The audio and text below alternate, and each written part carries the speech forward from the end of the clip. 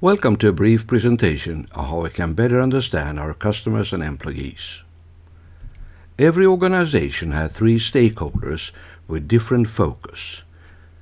Owners or society, they focus on economy. Customers or users, meeting their needs. Personnel employees, meeting their needs. Looking at how organizations invest in time to get facts on stakeholder focus area, it might look like this. A relatively small portion is spent on measuring customer and personnel together. In addition, organizations secure own expertise in economy, while customer and employee surveys are often carried out by external expertise. Maybe there's a reason to study the possibilities in these areas. The next 10 minutes we will bring up just a few methods in this area. Customer focus is often a myth. Parameters or aspects are often not clear. Only average of questions are given as a result of a survey. Weights of different aspects of questions are often unknown. So, where to focus? Common weaknesses, and thus potential for improvements in many studies, are questions are designed by the producer. You don't know if you missed important aspects. You don't know if the questions are understood. You don't know how important each aspect is. Often low response rate and low frequencies of studies. We will return to these questions later. Customer and employee surveys are handled by completely different parts of the organization, but have commonalities. To understand how good something is, that's rating. What do they think is important? And where do they think you should focus your improvements? Here are some possibilities. Understand various methods better and see the resemblance between the customer and employee studies. As an economy, you should use several different methods, not just one. And there are several. We will discuss just a few. NPS measures the willingness to recommend your organization on a scale to 0 to 10. PDS brings up the problem that customer or employees find most annoying. Regression will give you the weights, focus, and the degree of explanation. Let's look first on NPS. Net Promoter Score asks the questions: how likely is it that you would recommend our company organization to a colleague or friend? A scale of 0 to 10 is often used. How to interpret the NPS? Since the dissatisfied are more dangerous than the satisfied are useful, you don't just calculate an average. The 9 to 10, they are called promoters. They are your ambassadors and are happy to recommend us to others. The 7 to 8, they are passive. They can easily switch to competitors. And the 0 to 6 are detractors, critics. They can harm us. When calculating a measure, a score, you use a percent promoters minus a percent detractors. So in this case, if you have 40% promoters and 25% detractors, your score will be 15. Theoretical maximum is 100, that is, we have no detractors. 40-50 is usually considered good, but this depends on which branch you're in. NPS measures customers' loyalty and is considered to affect the company's performance, and to me that sounds logical. The question then becomes how to improve the NPS. You can locate and convert the detractors, reward and use your ambassadors. However, we need traceability in order to get in touch with them. NPS should also be an interesting measure in employee survey. Again, we need traceability. Problems with lack of traceability. Sometimes the respondents wish to be anonymous, not only just in employee survey. There could also be a big number of smaller customers. Then the respondent is not interested in an interview, and also there will be a large number of persons to influence individually. How to increase NPS when traceability is a problem? Well, there are two possibilities here. PDS, that is Problem Detecting Study, and regression. We will look first at PDS, so this is our model. We perform the PDS study in 2 steps. Find out what problems customer or employee have, and let them vote for the most serious. Methodology in step 1 is find out the problem by asking a few persons what is the worst, most boring, etc. with this. Write down the answer yourself or get them anonymously from respondents and compile this to a list. In step 2, you ask a larger number of persons, for example, mark the 3 most important problems.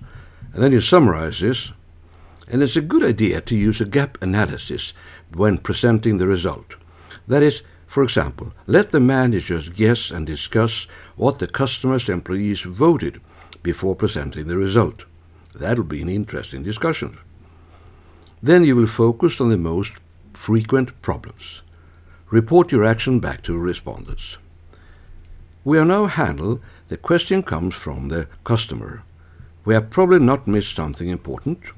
However, we do not know if they understood the questions in step 2, but we have found what is important. Another method to understand where to focus in order to increase the NPS is regression. As in PDS study, we use 2 steps. The first is an inventory. Find the questions by utilizing respondents. The second is use the questions in the survey. In step 1, you only need to use a few people to find the question. One way is to ask them to assess the quality of your product or service on a scale of 1 to 10 or 0 to 10, either total satisfaction or willingness to recommend. Then do not ask them their rating, but what they have thought of when they made a judgment. These aspects are your questions, and it comes in their language. In step 2, do not include too many questions in your survey. Then add a question on overall satisfaction, and you conduct a study. If you have more than about 50 respondents, you can calculate the importance with regression. Otherwise, you will have to ask them to rate importance. Let's look on an example. A 3-day course at Sandom. It was a course that we were not satisfied with. How could this be improved? The first step, what are the aspects? And the result was like this. The content of the course, the documentation, a presentation, the localities, the rooms we are sitting in and working in, the food, social contacts. There is a possibility to make contact with the participant outside the lecture hours. The hotel we were in, the administration, there is information before and after the seminar, cost, and the other group members. This was the result. And it shows improvement opportunities, which we knew we had. But where to focus? Shall we attack the low averages, for example, social contacts? We lack the weights. How do we get them? If you don't ask so many, you can use regression analysis and calculate the weights. We will come back to this. In this case, we asked them to distribute 100 points. That is a percentage distribution. Here we have the definition of quality of a service or product. It can be shown graphically. This is how the customer judges us. Put it on the bulletin board. We can combine the weight and rating in one assessment. It's not a good idea to just calculate average rating, since the different aspects have different importance. You can calculate a weighted average, where the first one contents is an 8, and that will be weighed 33%. If you summarize that, that will end up in 7.77. But what we like to concentrate on is where to improve. And there we have the missing 2.23. Where are they? That's the potential. So we modify this calculation using what are left up to 10. So the first content had an 8, so we had 2 possible more ratings, and they each are worth 0.33. So 0.33 multiplied 2. If you do that all the way down, you will end up by the missing 2.23. And this can be shown graphically. Now we have 2 interesting graphs. The first one was, how do customers judge us or employees? This one is, where do the customer employees say we should concentrate our improvements? Put these on the bulletin board, and now you make it more sure that you have the right customer focus. If you add a question of overall satisfaction, you can calculate the weight with regression. We see the results here as a fairly similar results. If you look on the weights of aspects with regression, we see that the first three are the same as given by the respondents. If you look on the potential, the first two are the same as given by the respondents. Let's see how we can calculate this weight with use of the software Minitab. You cannot use Excel here. Excel does not have that capability, but you can use other statistical software. Each row is an individual response. We see how they differ in opinion. For example, look at the localities. It's a big dispersions. So how can we summarize this and understand this? Well, we do a regression. We feel overall satisfaction as a result and the effect in parameters as influencing the totals. And there's a printout and we see the weights here. One of the weights are negative. That must be wrong.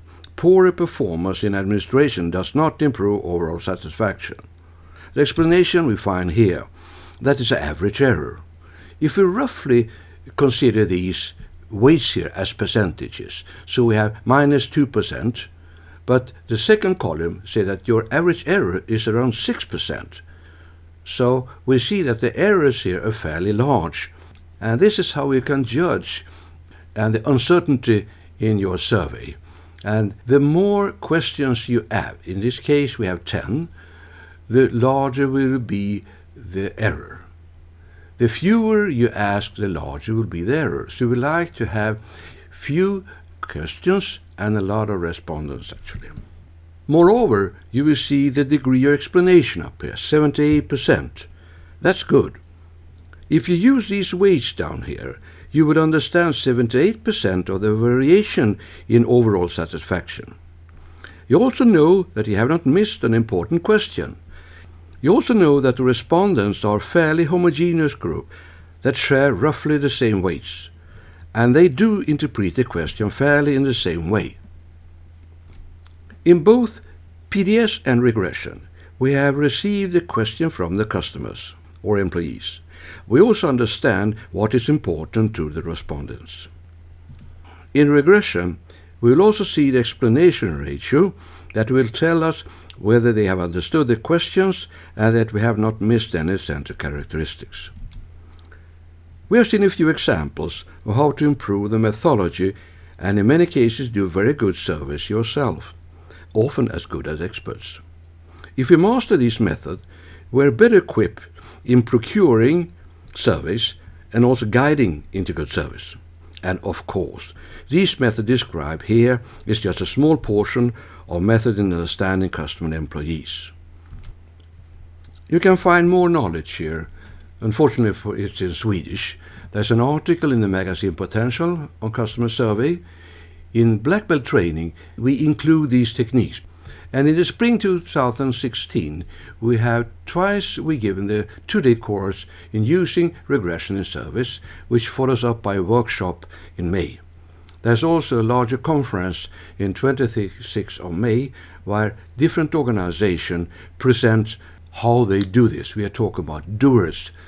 Thanks for listening so far, and good luck.